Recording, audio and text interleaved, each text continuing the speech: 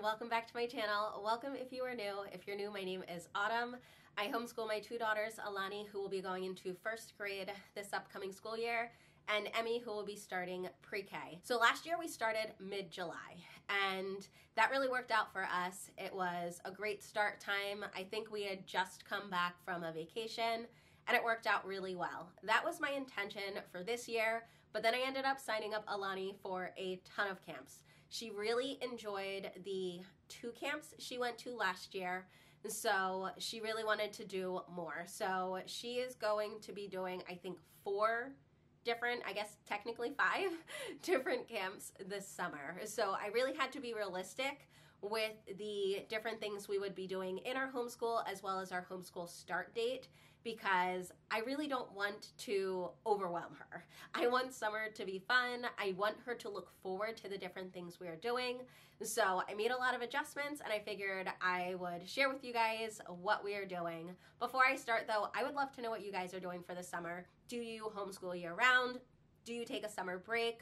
Are you going to be doing any sort of learning over the summer? Do your kids go to camp? All of those kinds of things. Let me know in the comments. Alani is going to be starting off the summer with a dance camp as well as a gymnastics camp. She's really been enjoying gymnastics. She tried it when she was younger, didn't really love it, but we started this spring and she has loved the class. So I know she's going to love the gymnastics camp, and I hope when she does the dance camp that she enjoys that as well. Those are at the same place, just different weeks. So she is going to be doing that. This will be her first time doing a full day camp. I think she's more ready for it than I am. I asked her if she liked the half day camp she did last summer, if she wanted to keep it like that, if she wanted it to be longer. She voted for longer, so I'm really hoping that she loves it. But yeah, she has those 2 camps. She has a full day theater camp that she's going to be doing. There is a camp at our church. It is a free camp that is phenomenal. That's only a few days. It's not the full week. So she's going to be doing a few days of that camp, and then she's going to be doing a half-day camp with Emmy toward the end of July. So they will both be in a half-day camp together. It's their last year that they can be together, so I really wanted to make sure to fit that in. So all of the camps that she's doing are only a week long at max, but because they are spread throughout the summer, it does make it a little bit difficult to jump into curriculum. On top of that, we do have a little mini vacation in July, and my parents are begging to take her for 1 to 2 weeks down to either Florida or the Bahamas. So that is something that I'm still trying to figure out. There's a lot going to be going on for her this summer. I wanted to make sure we're keeping it light. So she is going to continue with Explode the Code. She's almost done this one. When she finishes this one, I will have her roll into the next one. Maybe just a page a day. I don't even know if it'll be per day, but I probably won't have her working too long on this. She does enjoy it, but I just want to make sure she continues to enjoy it. So once she's done this one, she'll move on to 2. We're not doing 1.5. She's just going to go right from 1 to 2. We are still continuing with pinwheels as well. She has not finished year 1 yet, so we've kind of continued just rolling with that slowly, not even every day, just doing a little bit at a time. And I mentioned in my curriculum review for the year video that she didn't finish all of the lessons for math in Zearn. I really don't care if she does, but that is an online component that she can continue to do on top of us playing math games. Another thing that Alani finally enjoys is the Dash into Learning books. So I'm having her read those every once in a while as well. So that is how I am addressing math as well as language arts over the summer, just a little bit at a time, doing those things. And then on top of that, we're going to be doing unit studies. I really wanted to do more. I love a theme, so I really wanted to make sure we were doing that. And also I have Emmy. So there are going to be things that I'm going to be doing a little bit more with Emmy that Alani can kind of jump in. It's kind of the opposite of the school year where the main stuff was for Alani and Emmy kind of jumped in a little bit. The summer's going to be more about Emmy, and Alani will be able to join in on a lot of things as well. Emmy is loving this book, and she actually just keeps asking to do more. So I had used the Big Book of Preschool with Alani because she just loved working in books. That hasn't been Emmy until this book. Now that she started working in this book, she loves working in a workbook. So I'm thinking I might purchase the Big Book of Preschool for Emmy as well, since she's been enjoying this so much. And we might just work through that whenever over the summer. And for math with Emmy, I am mostly keeping that at games. I have our tracing boards and we have different flashcards, that kind of stuff. We have tons of manipulatives, but we're gonna do that stuff on top of games. I'm not using any specific curriculum. So the 3 themes that we are gonna be doing over the summer are butterflies and their caterpillars. We're going to do a unit study on tomatoes, and we're also going to do a unit study on summer pond. When this video goes up, we will have already started the butterflies and caterpillars unit study. The butterflies and caterpillars unit study will be for June. The tomatoes one will be in July, and the summer pond one will be in August. The reason I chose these is because the first 2 are super easy to do at home. We purchased the caterpillars, they're gonna be coming to our home, we'll be able to observe them.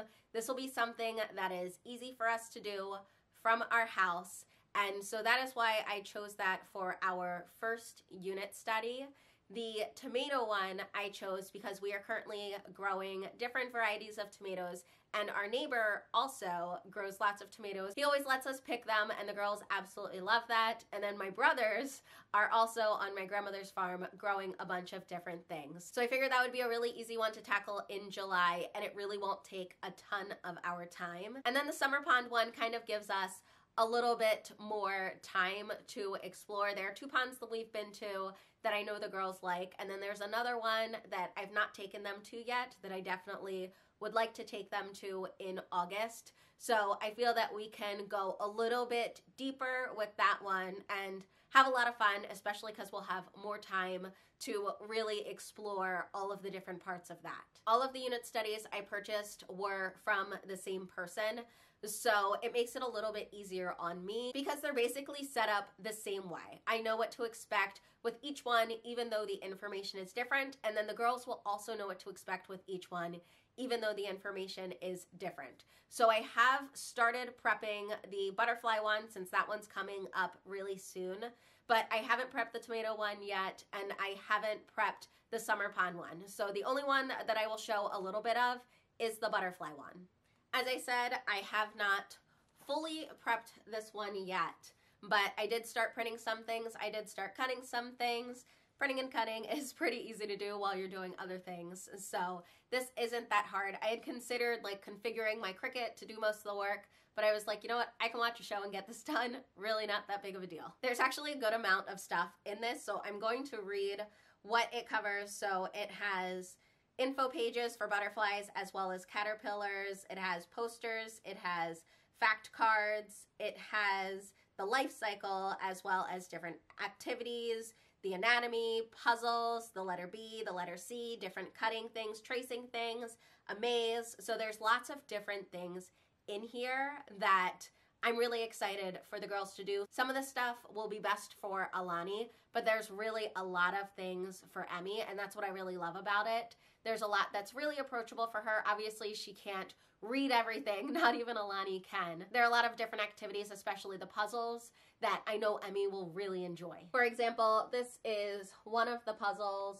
So obviously you cut in half, and then it's a matching puzzle, so I know Emmy will really like that. And then there are other ones like this, where there are a few more pieces for Emmy to be able to put together. As I said, there's definitely a lot, so I know we're gonna have so much fun, especially because the girls will be able to watch the transformation with their own caterpillars. And I did get started on some of the cards, so I'll just show you. This is an example of the card. So here's the card with the name on it, and then here's the card without the name, and then they would match it once they've learned that. Now, to go with all of those, I've already requested the necessary library books, and I will pick those up when my library has them ready, but we'll also be using a lot of books from home, so I'll talk through those since I've already marked the pages that we're gonna need. This book gives a quick overview, just some short information, mostly about the wings and how butterflies don't live that long, but I wanted to grab this one because I thought it would be short and sweet.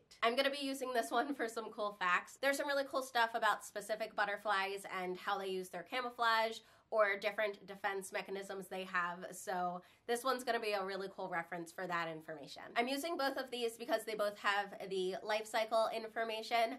This one has a little more information though, as well as real pictures. And then this one just presents it beautifully. We've already read the butterfly page in this one, but we will happily read it again. I'm using this one because it will have real pictures as well as a lot of the different butterflies that we're going to be talking about.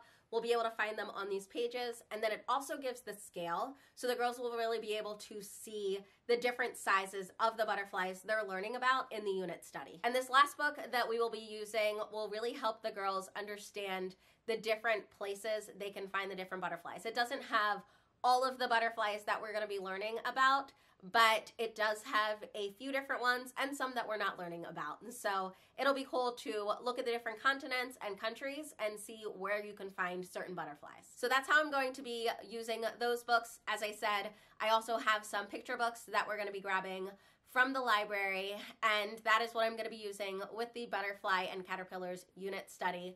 For the tomatoes, we're going to also be learning about other fruits and vegetables, and I'm not getting separate unit studies or anything like that. I just think we'll bring that kind of stuff in through different books and videos, and we'll just mainly focus, mostly when it comes to activities, on the tomatoes. And then for the summer pond, there'll be a lot of different plants and animals that we're learning about. So I'm probably gonna have to like reel in how many books that I want to get for that unit. But yeah, that is basically what our summer is going to be like. I am going to address math and language arts with the different resources that we already have, and then on top of that, we are going to be doing these different unit studies. I am super excited to get started. As I said, when this video goes up, we will have already started, but I'm really looking forward to this. If you do have any questions or comments, please make sure to leave them in the comment section. And as always, thank you so much for your support on my channel. I will see you in the next video. Bye.